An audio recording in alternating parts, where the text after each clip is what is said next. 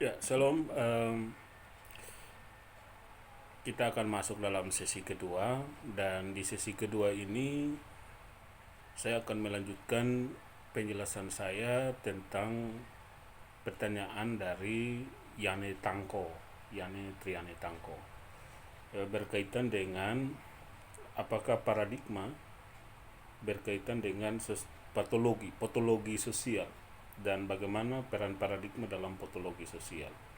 Karena patologi sosial berbicara tentang gejala-gejala sosial yang dianggap sebagai sebuah tingkah laku yang bertentangan dengan norma kebaikan, dalam hal ini moral dan bersosial.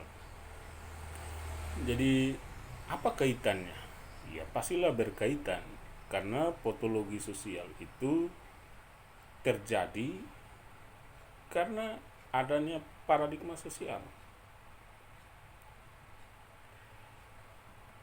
Hanya patologi sosial itu perilaku atau gejala-gejala yang bertentangan dengan norma kebaikan. Ada perilaku positif dan perilaku negatif. Nah, perilaku negatif ini yang disebut sebagai patologi sosial. Ada gejala-gejala yang bertentangan dengan norma kebaikan. Contohnya apa? Contohnya hoax. Ya, kita tahu bahwa hoax pengaruhnya sangat luar biasa. Berita-berita bohong yang disampaikan, dan berita-berita ini mempengaruhi masyarakat luas, orang yang menanggapi secara serius, padahal berita itu tidak benar. Nah, akhirnya melakukan perilaku-perilaku yang bertentangan dengan norma kebaikan. Jadi orang melakukan tindakan patologi sosial atau gejala-gejala yang dilakukan dalam patologi sosial, sebenarnya gejala-gejala itu tidak muncul dengan sendirinya. Pasti ada kausalitas sebab akibat di situ.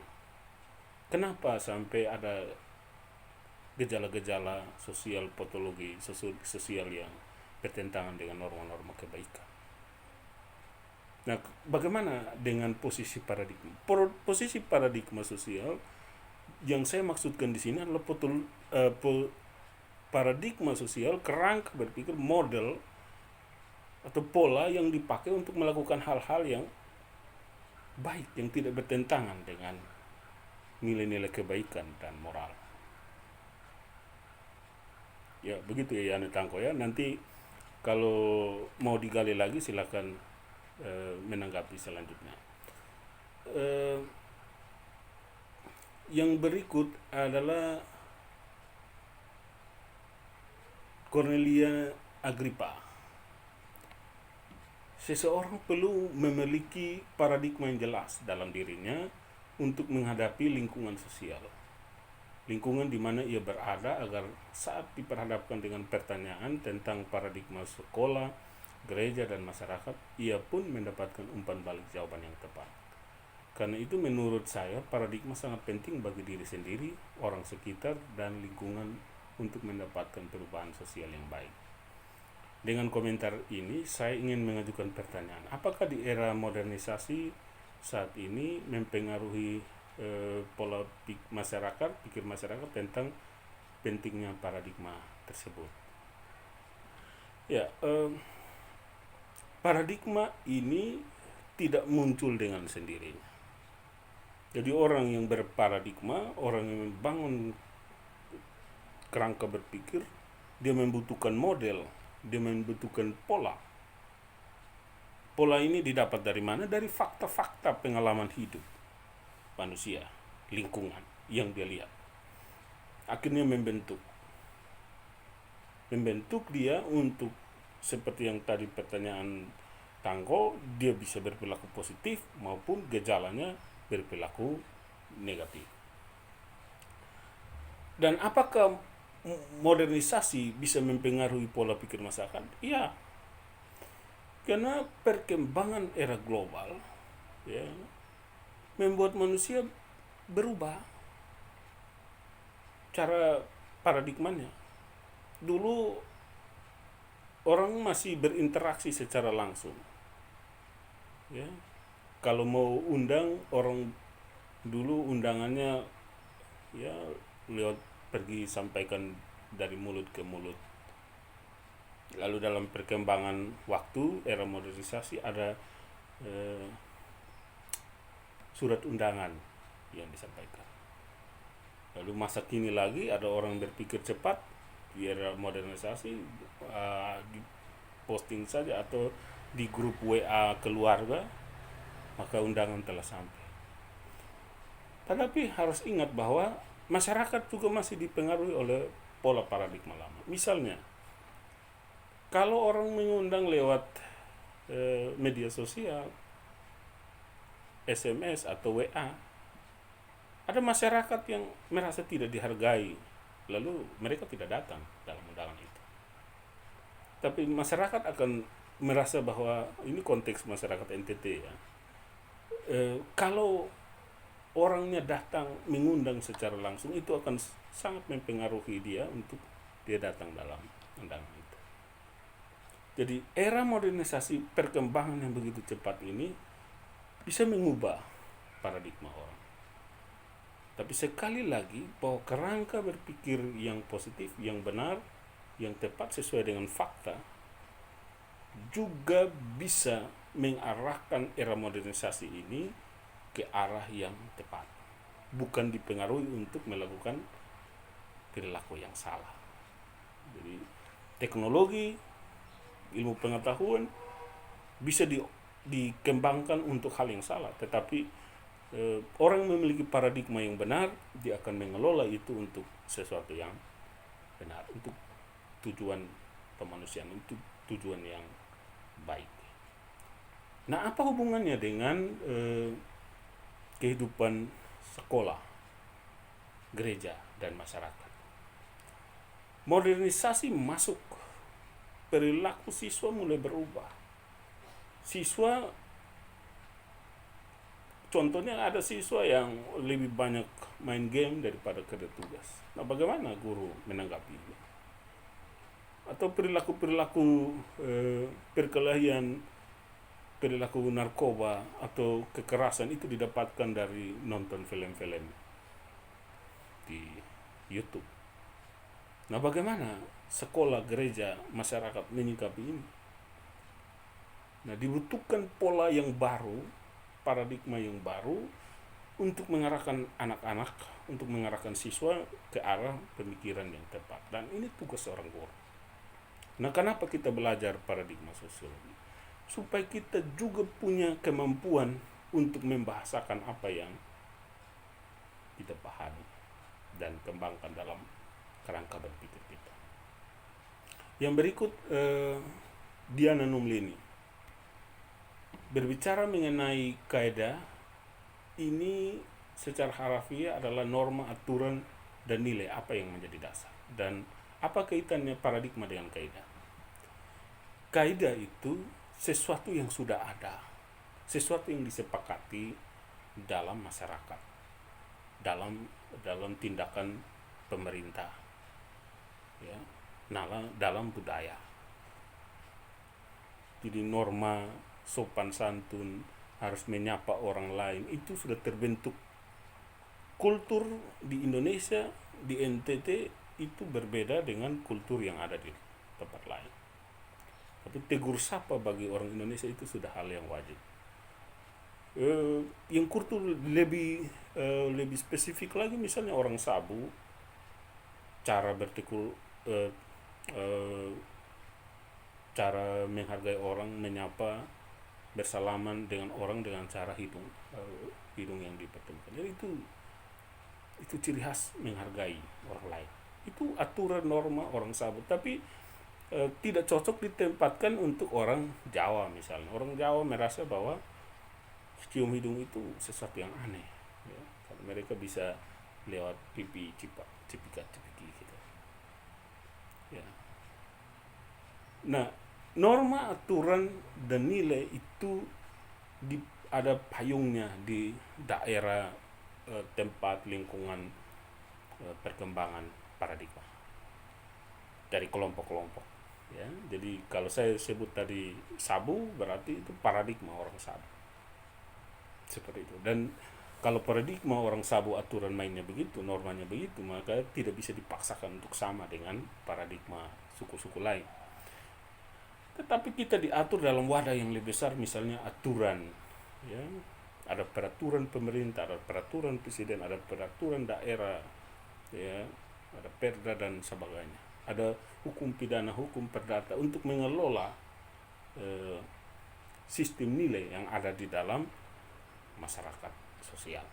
Nah, itu merupakan kaidah-kaidah. Tetapi kaidah-kaidah itu dihasilkan dari paradigma. Ya. Paradigma ini dikerjakan atau dilakukan oleh perorangan maupun oleh kelompok. Ya, jadi norma aturan itu kan dibahas di peraturan itu kan dibahas di dewan. Nah, dewan itu berdiskusi bersama-sama, pembahasan itu adalah paradigma. Mereka membangun paradigma untuk menghasilkan sebuah aturan yang tepat, yang sesuai dengan konteks masyarakat. Kalau dibawa di dalam kaidah sekolah, ada aturan-aturan di sekolah, misalnya tata tertib sekolah, ada ketentuan-ketentuan ujian misalnya. Itu kaidah. Tetapi paradigma manusia secara pribadi atau kelompok lah yang dipakai untuk menghasilkan sebuah kaidah-kaidah. Itu ya, Diana Nomleni. Yang berikut Evi Mustano. Pertanyaannya, apa hubungan antara paradigma dan perubahan sosial? Hubungan antara paradigma dan perubahan sosial itu berkaitan secara langsung. Kenapa? Itu ada hubungannya. Kenapa? Perubahan sosial itu dihasilkan oleh paradigma. Tetapi paradigma juga bisa berubah karena perubahan sosial. Jadi sangat berkaitan. Kadang perubahan sosial itu terjadi, lalu pribadi atau kelompok berpikir untuk bagaimana menyesuaikan paradigma yang cocok, yang tepat, sesuai dengan perubahan sosial itu. Atau ada pribadi dan kelompok yang berusaha untuk memahami konteks perubahan sosial yang sudah terjadi, atau membangun paradigma untuk mengantisipasi perubahan-perubahan sosial yang terjadi. Jadi perubahan sosial dan paradigma itu sangat berkaitan. Yang kedua, selain paradigma, adakah faktor lain yang dapat memampukan seseorang untuk memahami masalah-masalah dalam pendidikan secara baik dan tepat? Faktor lain itu pasti ada. Kalau kita bicara paradigma, ini berhubungan dengan konsep pedoman atau pola atau contoh yang dipakai untuk membangun kerangka berpikir sesuai dengan fakta-fakta. Jadi sekali lagi saya mau kasih tahu bahwa teori dan praktek, teori itu dihasilkan oleh paradigma. Tapi teori itu didapatkan dari mana? Dari pengalaman, praktek kehidupan. Lalu orang merumuskan teori. Tetapi teori itu lalu turun lagi kepada konteks pengalaman, praktik. Praktik ini mengalami perubahan, orang juga berpikir lagi, atau ilmuwan berpikir lagi untuk bagaimana menghasilkan teori baru untuk menjawab kebutuhan pengalaman praktik yang ada di lapangan. Jadi ada terjadi perkembangan, dan ini ada hubungan dengan pertanyaan pertama tadi. Jadi faktor lain di luar paradigma itu terjadi merupakan bagian dari perubahan sosial. Tapi paradigma tetap akan terus juga memperbarui dirinya sesuai dengan kebutuhan. Misalnya saya kasih contoh, kalau penjahit menjahit, ukurannya sekarang untuk ukuran yang dijahit itu pelanggannya masih kurus, masih pas. Setelah itu dia sudah gemuk. Lalu pelanggan datang minta supaya ini tolong jahitkan bagi saya baju atau pakaian yang lebih lebar karena badan saya sudah gemuk. Itu kan terjadi perubahan. Dan si penjahit mengembangkan paradigma yang baru, mengukur ulang orang yang sama, tetapi karena dia sudah berubah bentuk badan, itu terjadi perubahan. Nah, itu faktor lain yang mengubah paradigma kita tentang perkembangan. Nah, bagaimana dengan di sekolah? Di sekolah kan siswanya berubah-ubah. Siswa yang kita hadapi itu juga punya masalah-masalah sosial. Bagaimana seorang guru memahami konteks siswa yang beragam ini? Memahami satu orang tidak bisa, memahami satu kelas, iya. Tapi di kelas itu siswa yang ada berada dari latar belakang yang berbeda, suku yang berbeda, kebiasaan yang berbeda, konteks lingkungan keluarga yang berbeda. Nah, guru berusaha untuk membangun paradigma yang cocok, yang sesuai, yang tepat untuk memberikan materi bagi kebutuhan siswa. Yang ketiga, apakah paradigma juga bisa dipakai untuk melihat masalah-masalah di luar pendidikan? Ya pasti. Paradigma ini untuk semua bidang ilmu pengetahuan. Ada ekonomi, politik, sosial, budaya, iptek. Tapi karena dalam mata kuliah ini kita pakai untuk sosiologi pendidikan, maka tetap ini ada dalam konteks sosiologi pendidikan. Tapi bisa untuk bidang-bidang di luar pendidikan. Ya, silakan nanti Evi bisa tanggapi apa yang Bapak sampaikan. Yang berikut Sepri Nahak. Saya mau bertanya, apakah paradigma memiliki pola pandang hanya sebatas permasalahan sosial yang terjadi di lingkungan sekolah, gereja, dan masyarakat, ataukah masih ada sudut pandang tentang lingkungan lain, misalnya adat istiadat budaya? Ya, jadi sekolah juga ada kebiasaannya, ada budayanya, gereja juga ada budayanya, masyarakat juga ada budayanya. Nah, sekolah, gereja, dan masyarakat itu memiliki permasalahan yang sangat kompleks. Kenapa? Karena ini adalah kelompok lembaga yang merangkul atau menggabungkan banyak pribadi, banyak pihak. Misalnya di sekolah ada kepala sekolah, ada tenaga pendidikan, ada guru, ada siswa, ada orang tua. Di gereja misalnya ada pendeta, ada majelis, ada kategori-kategori pelayanan, ada jemaat yang berlatar belakang berbeda, suku berbeda, dan kebiasaan berbeda, lahir dari rahim berbeda, dan dibentuk dari lingkungan keluarga berbeda. Masyarakat apalagi lebih kompleks.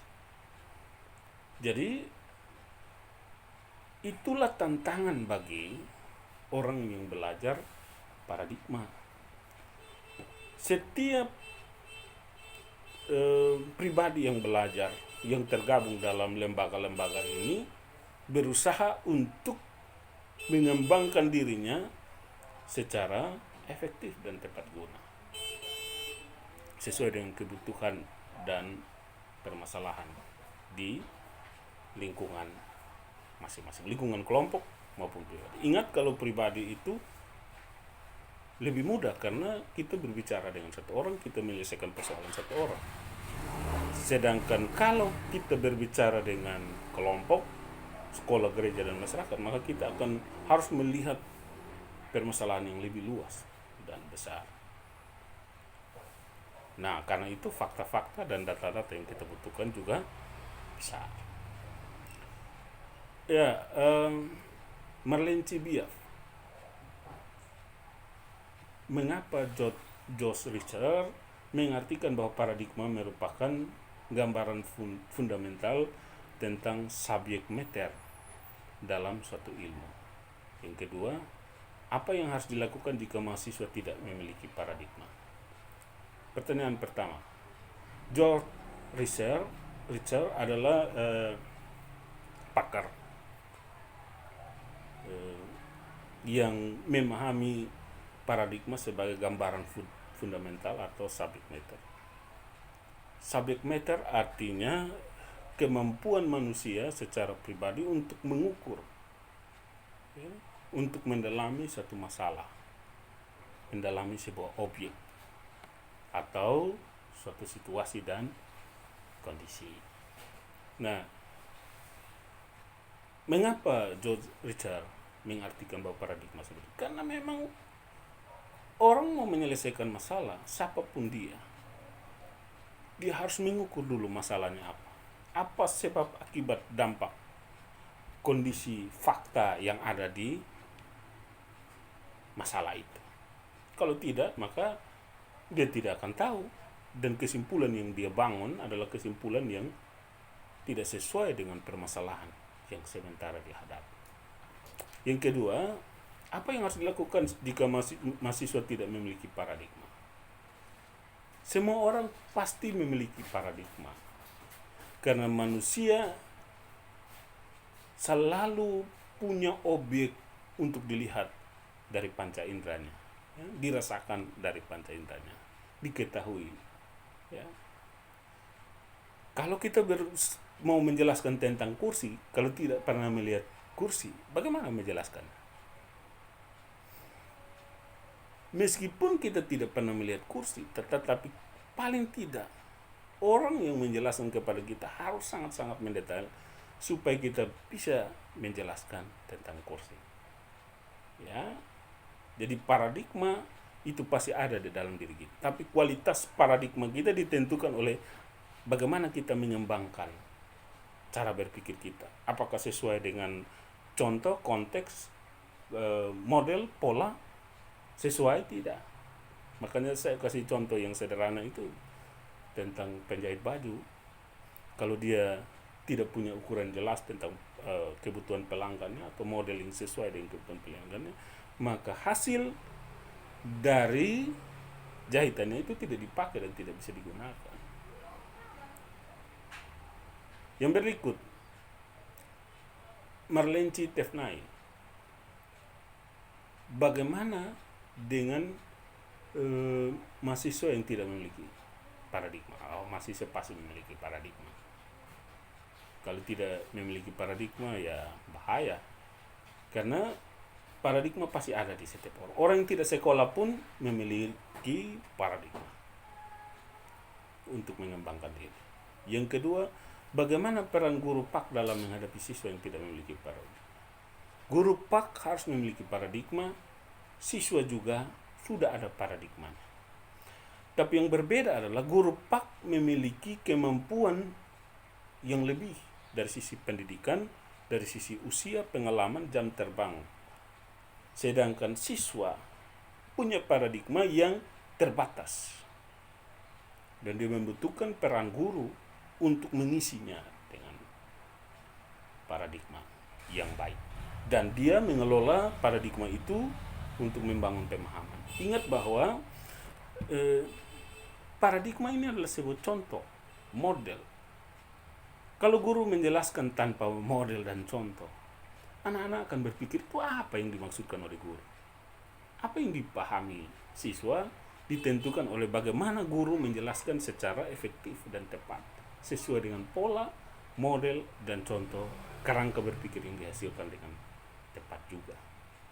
Nah, karena itu ketika guru menjelaskan dengan efektif dan sesuai, siswa punya jalan untuk memahami apa yang dimaksud oleh guru. Kalau tidak, proses pembelajaran itu menjadi sia-sia. Coba jelaskan dampak negatif dari paradigma. Paradigma tidak berdampak negatif. Yang berdampak adalah manusia yang membangun paradigma berpikirnya secara tidak lengkap tanpa fakta-fakta. Orang tidak mengerti tapi dia mau menjelaskan. Ya, orang tidak paham tapi dia mau menjelaskan. Nah, itu kan bahaya. Pastilah penjelasannya bisa salah. Karena dia tidak mengerti, tidak paham. Karena itu seorang guru harus menggali pengertian, harus memahami dulu apa yang harus dia jelaskan kepada siswanya. Lalu setelah dia sudah pahami kebutuhan mata kuliah atau mata pelajaran itu, dia lihat lagi siswa bagaimana supaya dia dapat menjelaskan kebenaran mata pelajaran ini, pokok bahasa ini kepada siswa, dan apakah siswa sudah siap terima atau tidak. Bagaimana dia mempersiapkan siswa untuk menerima penjelasan dari guru ini. Ya, usia berbeda, lalu pengalaman berbeda.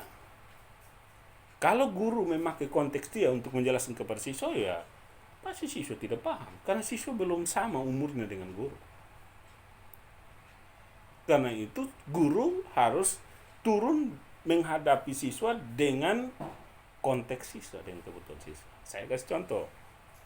Misalnya guru PAUD, kalau dia omong bahasa tinggi kepada muridnya, apa yang terjadi?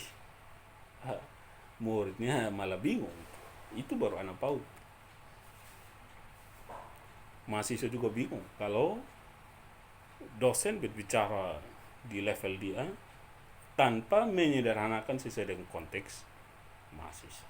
Nah, itu betapa pentingnya belajar paradigma. Jadi yang negatif bukan paradigmanya, yang negatif malah bagaimana guru itu atau pribadi itu mengelola informasi atau mengelola pengetahuan yang dia dapatkan untuk dibagikan kepada orang lain. Yang berikut Marni Lunokas.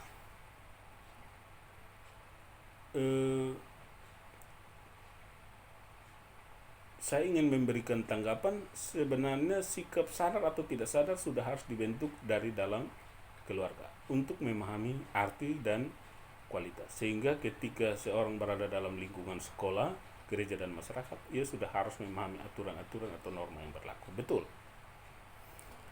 Sikap sadar atau tidak sadar sudah dibentuk di keluarga, dan keluarga merupakan aset terpenting dari seorang anak untuk mengembangkan paradigmanya. Itu adalah role model, adalah contoh, ya, adalah pola yang luar biasa, yang efektif. Karena itu, kalau orang tuanya disiplin, orang tuanya bertanggung jawab, orang tuanya punya kasih sayang yang luar biasa, dan itu dirasakan, itu dihidupi oleh anak, itu dipahami baik, dimengerti baik oleh anak, itu akan menolong anak itu dan membuat dia bisa menyadari, membentuk dia untuk membangun paradigma yang efektif tentang kasih. Contohnya kasih sayang. Kalau anak mendapatkan kasih sayang yang baik dari orang tua sebagai role model dan sebagai contoh bagi dirinya, kasih sayang itu dia akan bawa di dalam hubungan interaksi dia di sekolah dengan lingkungan temannya bermain dan dimanapun berada, sampai dengan perkembangan dia akan membentuk paradigma untuk mengembangkan kasih sayang itu dalam panggilan hidupnya. Ya, tanggapan yang luar biasa ya, Marni.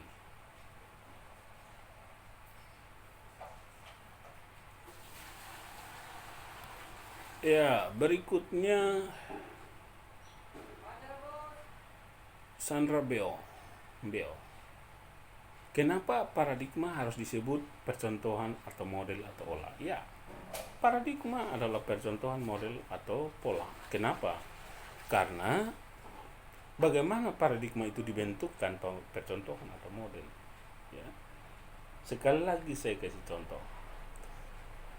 Kalau tukang mau buat kursi, meja, tapi dia tidak pernah tahu kursi itu seperti apa, meja itu seperti apa, bagaimana dia bisa buat kursi dan meja? Ya. Sesuatu yang tidak diketahui oleh orang lain, dia membutuhkan contoh dan model. Ya. Karena itu kursi, semua orang tahu kursi, tetapi mungkin pelanggan ini mau kursinya bentuknya model begini, model begini. Karena itu dia harus memberikan gambaran, memberikan contoh kepada si tukang, supaya tukang ini dapat menghasilkan karya kursi atau meja yang sesuai dengan kebutuhan dari si pelanggan. Ya. Sama juga dengan guru.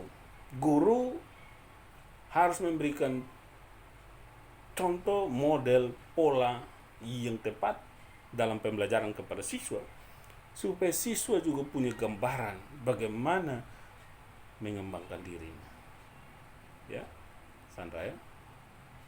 Ariel Tode,